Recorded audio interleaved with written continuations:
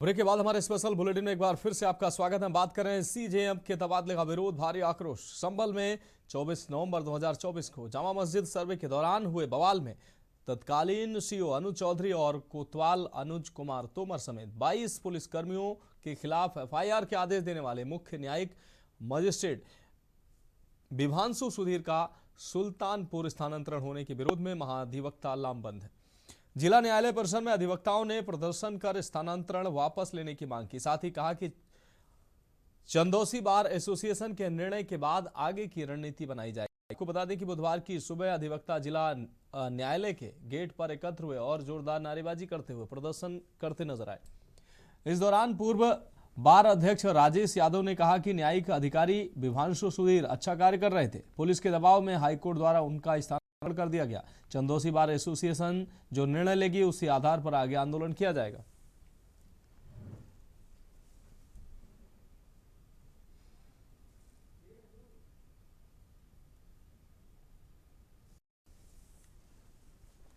तो सीजेएम के तबादले का विरोध में अधिवक्ता लामबंद हुए, स्थानांतरण वापस लेने की मांग की।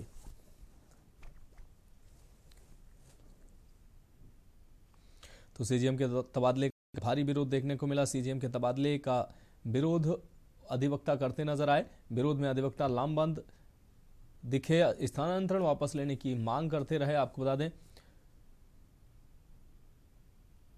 सीओ चौधरी सहित 22 लोगों पर एफआईआर का आदेश देने वाले सीजेएम के स्थानांतरण के बाद अब भारी आक्रोश देखने को मिल रहा है।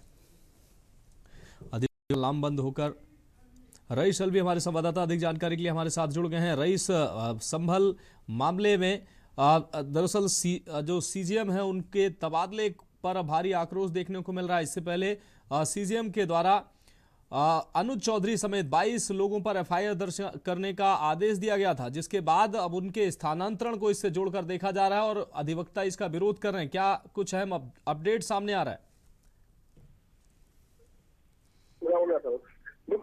जिस तरह से देखिए संभल में जिस तरह से पीछे जो हिंसा हुई थी और हिंसा में लगभग जो है काफी पुलिसकर्मी घायल हुए थे और उसमें जो है करीब 100-150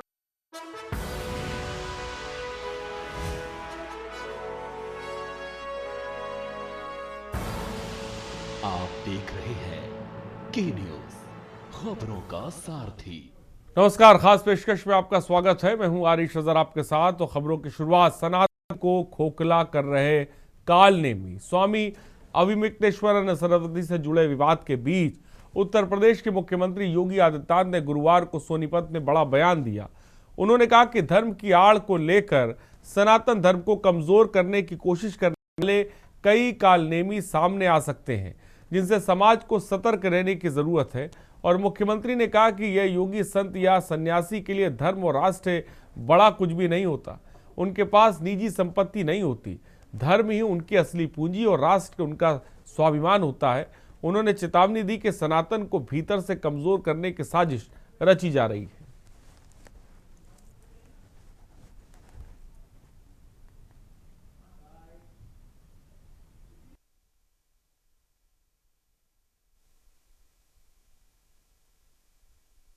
एक योगी के लिए, एक सन्यासी के लिए, एक संत के लिए धर्म और राष्ट्र से बढ़कर के कुछ नहीं हो सकता।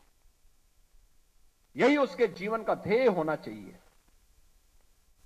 उसकी व्यक्तिगत प्रॉपर्टी कुछ नहीं होती, धर्म ही उसकी प्रॉपर्टी है, राष्ट्र ही उसका स्वाभिमान है। अगर कोई राष्ट्रीय स्वाभिमान को चुनौती देता है तो हमें खुल करके उसके सामने आकर के खड़ा हो जाना चाहिए, उसकी चुनौती का मुकाबला करने के लिए खड़ा होना चाहिए। कोई धर्म के खिलाफ आचरण करता है, क्योंकि ऐसे तमाम कालनेमी होंगे जो धर्म की आड़ में सनातन धर्म को कमजोर करने की साजिश रच रहे होंगे। हमें उनसे सावधान होना होगा, उनसे सतर्क रहना होगा। तो ऐसे लोगों को पहचानना जरूरी है। सोनीपत में मुख्यमंत्री योगी आदित्यनाथ ने ये बात की और मनीष तिवारी हमारे संवाददाता इस खबर पर अधिक जानकारी के साथ जुड़ रहे हैं। मनीष, मुख्यमंत्री योगी आदित्यनाथ ने बड़ा बयान दिया, कहा सनातन को भीतर से खोखला कर रहे हैं कालनेमी। क्या कहेंगे आप? कहा से देखा जाए प्रयागराज का शंकराचार्य का जो मामला है और जिस प्रकार से जो है तो वो 24 घंटे से भी ज्यादा का वक्त हो गया है जो अपने कैंप के बाहर जो है उनके द्वारा विरोध किया जा रहा है कि जिस प्रकार से उनका स्नान नहीं करने दिया गया और यहाँ तक कि मुख्यमंत्री के ऊपर भी कई सारे उनके द्वारा आरोप लगाए गए, जिसके चलते अभी तक तो मुख्यमंत्री के द्वारा जो है कोई भी बयान नहीं दिया गया। लेकिन जिस प्रकार से आज जब उत्तर प्रदेश के मुख्यमंत्री हरियाणा पहुंचे, पानीपत में उनके द्वारा एक बयान सुनने को जरूर मिला, लेकिन उन्होंने किसी का नाम नहीं लिया। लेकिन ये जरूर कहा कि कुछ लोग जो है भगवा में जो है कालनेमी का जो है पूरा नीतियों का विरोध कर रहे हैं और ऐसे लोगों से बचना चाहिए। उनका साफ तौर से ये भी कहना रहा जो संत होते हैं वो संत धर्म और राष्ट्र के लिए होते हैं, उनके लिए कोई जमीन उनका कोई वो इस प्रकार की विवादों जमीन उनका और बाकी और कुछ नहीं रहता, सिर्फ वो धर्म और राष्ट्र के लिए जीते हैं। तो कह सकते हैं कि इस प्रकार के बयान जो है उत्तर प्रदेश के मुख्यमंत्री के द्वारा दिया गया। जिस प्रकार से देखा जा सकता है कि प्रयागराज के प्रशासन के द्वारा शंकराचार्य को नोटिस भी जारी किया गया कि आप शंकराचार्य आप शंकराचार्य क्यों लिखते, शंकराचार्य किस बिना पर आप शंकराचार्य हो। तो इस प्रकार के सवाल और जिस प्रकार से उत्तर प्रदेश के मुख्यमंत्री का ये बयान, उस पर जो है विपक्षी दल भी लगातार सवाल उठा रहा। यहाँ तक कि अखिलेश यादव ने साफ तौर से ये कह दिया कि प्रशासन कैसे पूछ सकता है कि कौन शंकराचार्य है, कौन संत है, क्योंकि फिर तो योगी उत्तर प्रदेश के मुख्यमंत्री भी योगी लगाते हैं, तो क्या प्रशासन उनसे भी पूछेगा क्या वो योगी है। तो ये अब पक्ष विपक्ष और जिस प्रकार से लगातार जो है अब समाजवादी पार्टी भी लगातार इस मुद्दे को उठा रही है, वहीं पर जो है अब मुख्यमंत्री का जो ये बयान है कालनेमी का नाम जोड़ करके, हालांकि उनका नाम किसी का नाम नहीं लिया है, लेकिन सभी लोग ने जो है इस बयान को, क्योंकि प्रयागराज से उस वक्त उस पर जो है उनका संबोधन चल रहा था, सभी लोग जो है शंकराचार्य से जोड़कर जरूर देख रहे हैं। लेकिन उत्तर प्रदेश के मुख्यमंत्री ने नाम हालांकि नहीं लिया है। लेकिन अब जिस तरह से विपक्षी दल लगातार, चाहे वो कांग्रेस हो चाहे समाजवादी पार्टी हो, सनातन को लेकर के लगातार जो है उत्तर प्रदेश सरकार को घेरने का प्रयास कर रही। बहुत सारे ऐसे संत है जो शंकराचार्य के पक्ष में, कुछ ऐसे संत है जो योगी और प्रशासन के पक्ष में है कि जो वहाँ पे कानून व्यवस्था बिगाड़ेगा तो उसके ऊपर लाठीचार्ज। तो इस प्रकार के बयान लगातार आ रहे हैं, लेकिन इस मौके को कांग्रेस और समाजवादी पार्टी नहीं छोड़ना चाहती है। इस मौके पर लगातार होल्डिंग से लेकर के जो है बयानबाजी का दौर चल रहा है। अब ये देखना है कि मुख्यमंत्री योगी आदित्यनाथ के इस बयान के बाद जो है आगे का क्या सिलसिला रहता है। जी ठीक है, बहुत बहुत शुक्रिया मनीष हमसे जुड़ने के लिए और तमाम जानकारी देने के लिए। तो शंकराचार्य को रोके जाने के बाद विवाद जो है गरमा गया है, मुख्यमंत्री योगी आदित्यनाथ ने भी बयान दिया है। और आगे बढ़ते उन्नाव में प्रदेश अध्यक्ष, खबर उन्नाव से, जहां भाजपा प्रदेश अध्यक्ष पंकज चौधरी गुरुवार को उन्नाव पहुंचे, जहां उन्होंने सड़क हादसे में जान गंवाने वाले भाजपा युवा मोर्चा के कार्यकर्ता हैप्पी राजपूत को श्रद्धांजलि दी। इस दौरान प्रदेश अध्यक्ष ने शोक संतप्त परियोजना से मुलाकात कर उन्हें ढांढस बंधाया। उनके साथ उन्नाव सांसद स्वामी साक्षी और जिला अध्यक्ष अनुराग अवस्थी भी मौजूद रहे। दही थाना क्षेत्र के मुर्ताज नगर निवासी भाजपा युवा मोर्चा के सक्रिय कार्यकर्ता हैप्पी राजपूत पुत्र विजय की बीते 12 जनवरी को थाना सुहा क्षेत्र में सड़क हादसे में मौत हुई। हादसे के वक्त हैप्पी राजपूत भाजपा प्रदेश अध्यक्ष के स्वागत कार्यक्रम में जा रहे थे। इस दुखद घटना के बाद पूरे इलाके में शोक है। उन्होंने कहा कि हैप्पी राजपूत पार्टी का एक कर्मठ और समर्पित कार्यकर्ता था, जिसकी असमय मौत से पार्टी को गहरा आघात पहुंचा है।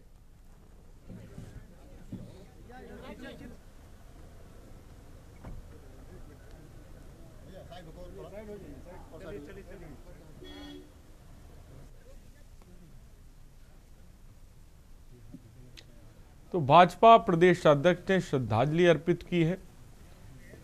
उन्नाव से खबर आपको बता रहे हैं।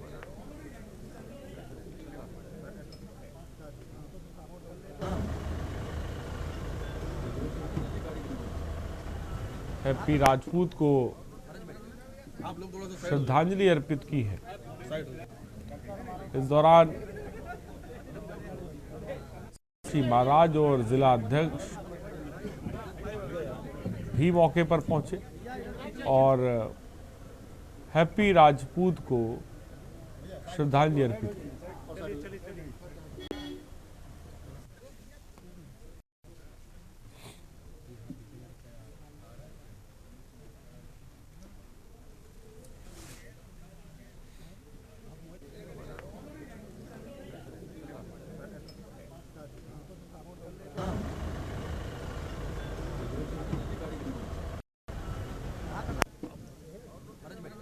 आप लोग थोड़ा सा साइड हो जाओ, साइड हो जाओ।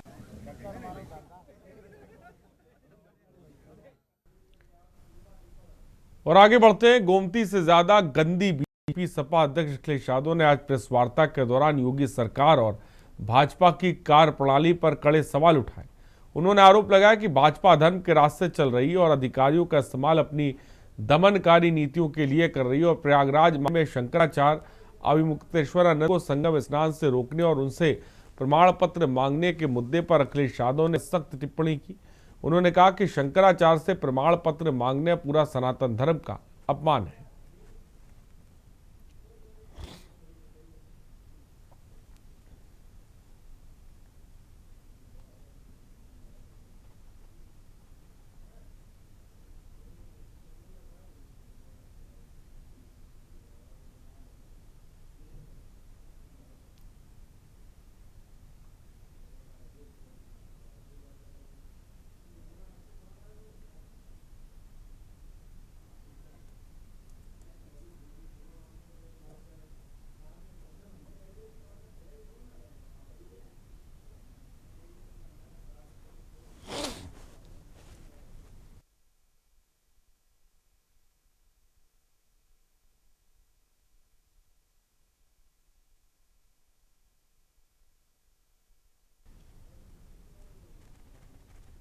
शंकराचार्य और नोएडा हादसे पर बीजेपी को घेरा है। लखनऊ से खबर इस वक्त आपको बता रहे हैं।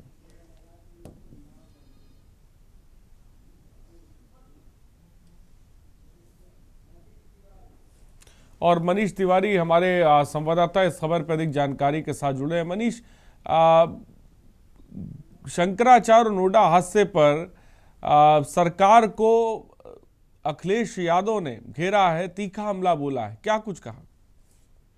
जी बिल्कुल, जिस प्रकार से शंकराचार्य पे ये मामला जैसे ही सामने आया है, तब से अगर देखा जाए तो समाजवादी पार्टी इस मुद्दे को जो है कहीं से भी नकार नहीं रही है, लगातार जो है सरकार को घेर रही है। जिस प्रकार से जो है उनके जो बयान आ रहे हैं, बयानों पे देखा जा सकता है कि जिस प्रकार से शंकराचार्य के जो शिष्य थे उनकी जो पिटाई को लेकर के उनके द्वारा जो है सवाल उठाए जा रहे हैं। उनका ये कहना है कि एक संत जो अपने आप को, उत्तर प्रदेश के मुख्यमंत्री अपने आप को संत बताते हैं और संत बताने के बाद भी जो है संतों के साथ इस प्रकार का व्यवहार हो रहा है, तो ये एक बहुत ही बड़ा सवाल उनके द्वारा उठाया जा रहा है। जिस प्रकार से देखा जा सकता है कि लगातार वो बयान भी दे रहे हैं, बयानों में देख सकते हैं कि आज भी जब उनके द्वारा मीडिया के सामने मुखातिब हुए तो उनके साफ तौर से जो है उनके द्वारा ये कहा गया कि जिस प्रकार से जो है उनको नोटिस जारी की जा रही है कि शंकराचार्य का जो है आपको पद कैसे मिला है, तो इन सब चीजों को जो सवाल प्रशासन के द्वारा जो उनको लेटर दिए जा रहे हैं और जवाब मांगा जा रहा है, ये सबसे इसी बिना पर जो है अखिलेश यादव ने फिर मीडिया के माध्यम से उत्तर प्रदेश के मुख्यमंत्री से सवाल यही पूछा कि आप अपने आगे भी योगी लगाते हैं, क्या प्रशासन आपसे भी लेटर जारी करके ये पूछ सकता है कि आप की उपाधि कहां से पाए? तो इस प्रकार से लगातार देखने को ये मिल रहा है कि विपक्षी दल के तौर पर जो है कह सकते हैं कि अखिलेश यादव हो या शिवपाल हो, लगातार उनके द्वारा सरकार से सवाल पूछा है। शिवपाल ने भी आज जो है सवाल पूछा सरकार से। उनका साफ तौर पे कहना कि भारतीय जनता पार्टी और उत्तर प्रदेश की सरकार जो है संविधान को नहीं मानती है, जो भी उनके खिलाफ जाए उनके खिलाफ ऐसी ही कार्रवाई देखने को मिलेगी, चाहे वो कोई संत हो या कोई भी आम जनता हो या कोई भी हो, उसके खिलाफ इसी प्रकार से कार्रवाई देखने को मिलेगी। जिस प्रकार से शंकराचार्य कुंभ मेले से ही लगातार सवाल उनके ऊपर उठा रहे थे, उन्हीं सवालों के अंतर्गत जो है उत्तर प्रदेश सरकार के द्वारा इस प्रकार से संत के साथ, शंकराचार्य के साथ ऐसा व्यवहार किया गया, उनके शिष्यों के साथ मारपीट की गई। तो ये एक मुद्दा पूरी तरीके से विपक्षी बना चुके हैं। यहाँ तक कि नेता प्रतिपक्ष जो है माता प्रसाद पांडे भी प्रयागराज गए, जाकर के शंकराचार्य से मिल करके आए। तो कह सकते हैं कि चाहे कांग्रेस हो, समाजवादी पार्टी हो, लगातार जो है उत्तर प्रदेश सरकार और संत के नाम पर, सनातन के नाम पर जो है सरकार को तरीके से घेर रही है। और उनका साफ तौर से यही कहना है कि जिस प्रकार से एक संत दूसरे संत के साथ ऐसा कर सकता है, क्योंकि उत्तर प्रदेश के मुख्यमंत्री भी अपने आप को संत बताते हैं, योगी बताते हैं। तो इन सब सवालों के घेर करके जो है विपक्ष जो है सवाल उठा रही है। ये जरूर माना जा रहा है कि ये राजनीतिक मुद्दा है और राजनीति पूरी तरीके से हो रही है। लेकिन जिस प्रकार से भारतीय जनता पार्टी हो या सरकार, उत्तर प्रदेश की सरकार हमेशा हिंदू राष्ट्र और इसकी सनातन की बात करती थी, इसी मुद्दे को लेकर के जो है कांग्रेस और समाजवादी पार्टी भी सनातन के मुद्दे को ही लेकर के आगे बढ़ रही है। जी ठीक है, बहुत बहुत शुक्रिया मनीष हमसे जुड़ने के लिए और तमाम जानकारी देने के लिए। तो खबर इस वक्त आपको बता रहे हैं, शंकराचार्य और नोएडा हादसे पर सरकार को घेरा है।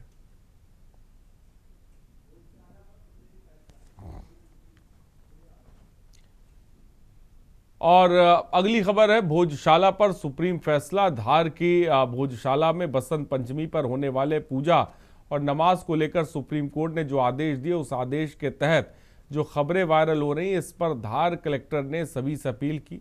अभी उनके पास माननीय उच्चतम न्यायालय का आदेश नहीं पहुंचा है और अभी इस बारे में प्रशासन कोई भी बयान जारी नहीं कर सका। उन्होंने कहा कि शासन के वकील और प्रशासन आदेश की कॉपी आने के बाद उसकी पूरी तरह से अध्ययन करने के बाद ही कोई स्थिति स्पष्ट हो सकती है।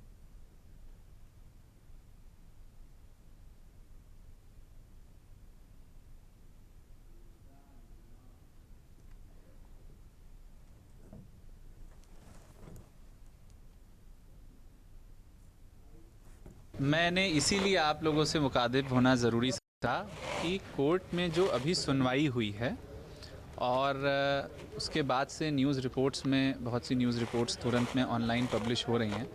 मेरा सभी मीडिया ग्रुप से भी ये आग्रह रहेगा और हमारे जो आमजन यहाँ नागरिक हैं उनसे भी आग्रह रहेगा कि अपने स्तर पे कोर्ट में हुई सुनवाई का इंटरप्रिटेशन या उसका जो अर्थ निकालने का कृपया प्रयास ना करें।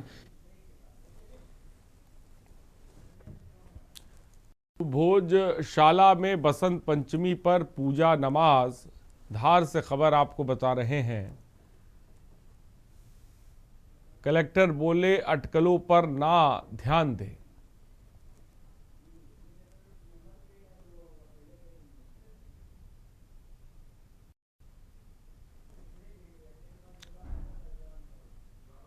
और रुकते एक ब्रेक के लिए, जल्द हाजिर होंगे। और ब्रेक के बाद आपका स्वागत है। डोडा हादसा, 10 जवान शहीद। जम्मू कश्मीर के डोडा जिले में सेना का वाहन खाई में गिर गया। इस दुर्घटना में 10 जवानों की मौत हो गई। सेना के अधिकारियों की तरफ से बताया गया कि हादसे का शिकार हुए वाहन में कुल 17 लोग सवार थे। शुरुआत में 4 जवानों की मौत की जानकारी दी गई, लेकिन बाद में गंभीर रूप से घायल 6 जवानों की मौत हो गई और हादसे की खबर मिलते ही रेस्क्यू टीम मौके पर पहुंची और राहत बचाव कार्य शुरू किए। इस दुर्घटना में घायल जवानों को अस्पताल में भर्ती कराया गया है।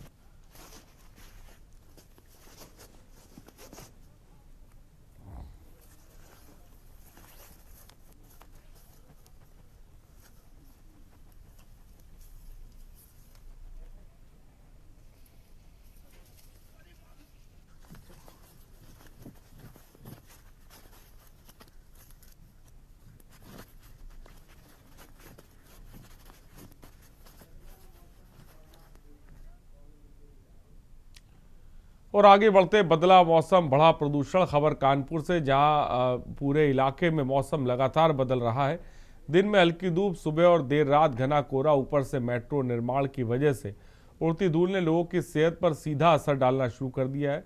सबसे ज़्यादा परेशानी हार्ट और सांस के मरीजों को हो रही है और डॉक्टरों का कहना है कि ठंड, फॉग और प्रदूषण के इस मेले की वजह से कार्डियक पेशेंट की संख्या तेजी से बढ़ रही है, लेकिन कई मरीज अपनी दवाइयों को समय से नहीं ले रहे हैं, जो बेहद खतरनाक साबित हो सकता है।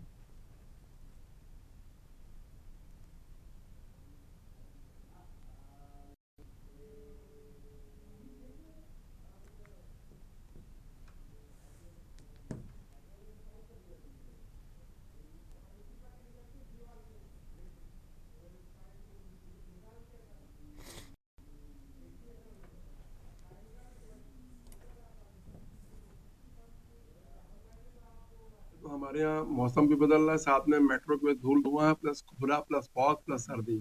इसमें जितने भी हमारे कार्डियक पेशेंट, सीओपीडी के पेशेंट उन पर आफत आई हुई है। वो अपनी दवाई सेट नहीं करा रहे, अपना बीपी नहीं नपवा रहे और उल्टा इतने इन्फेक्शन में, इतने पोल्यूशन में अर्ली मॉर्निंग वॉक कर रहे हैं। सबसे पहले तो मैं उनको एक सलाह देना चाहूंगा कि जब सूर्योदय हो जाए उसके पश्चात वो वॉक पर जाए।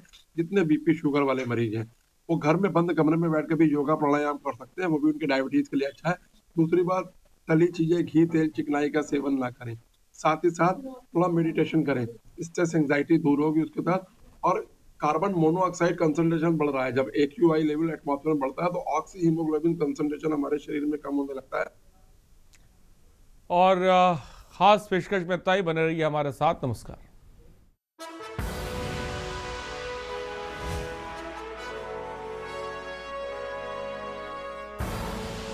आप देख रहे हैं के न्यूज।